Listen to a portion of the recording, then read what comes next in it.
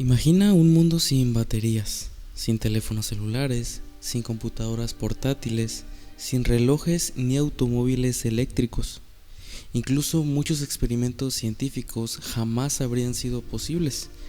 Todo eso tiene un origen y comienza con un hombre nacido hace más de 270 años en Italia.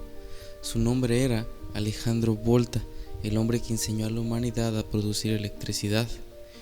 Cuando hablamos de electricidad solemos pensar en cables, focos, motores o incluso centrales eléctricas.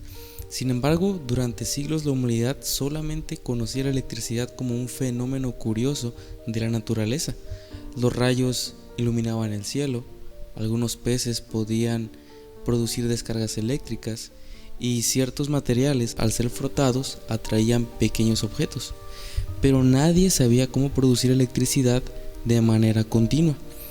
Todo cambiaría gracias al trabajo de un físico italiano que dedicaría su vida a comprender uno de los mayores misterios de la naturaleza.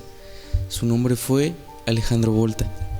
Él nació el 18 de febrero de 1745 en la ciudad de Como, justamente al norte de Italia.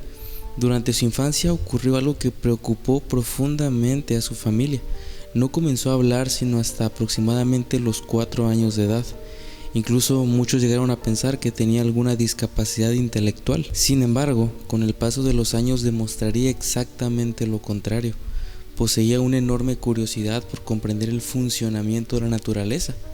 Mientras otros niños simplemente jugaban, él pasaba horas observando fenómenos físicos y realizando pequeños experimentos.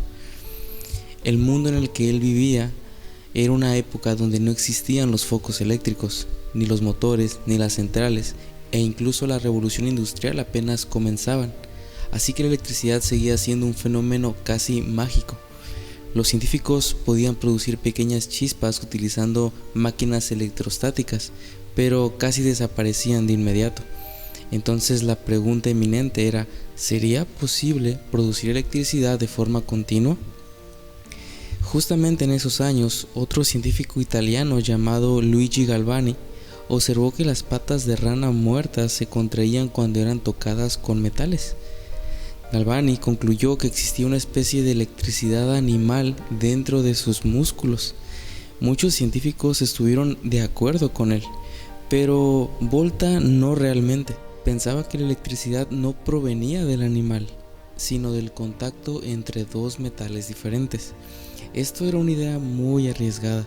Si estaba equivocado, su reputación terminaría en ese momento, pero decidió comprobarlo mediante experimentos.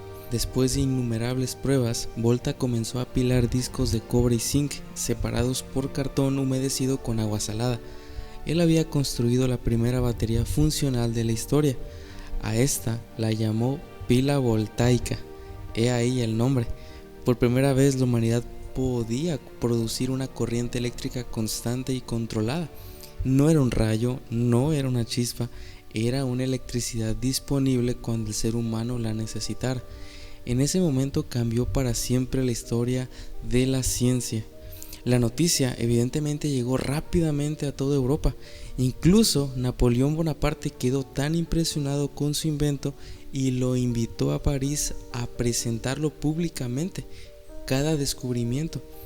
Su trabajo transformó la física experimental y abrió el camino para generaciones enteras de científicos.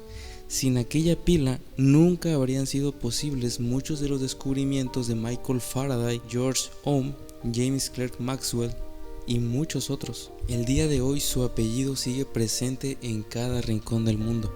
Cuando medimos el voltaje de una batería, cuando hablamos de 127 volts o de 220 volts, en realidad estamos recordando a Alejandro Volta. La unidad de diferencia de potencial eléctrico lleva su nombre impregnado, el voltio. Entonces, la historia de la electricidad no fue una obra de una sola persona. Fue construida por hombres y mujeres que dedicaron su vida a responder preguntas que parecían imposibles. Alejandro Volta demostró que la electricidad podía producirse de manera continua. Sin embargo, todavía quedaba una pregunta por responder. ¿Cómo convertir esa electricidad en movimiento, luz y tecnología?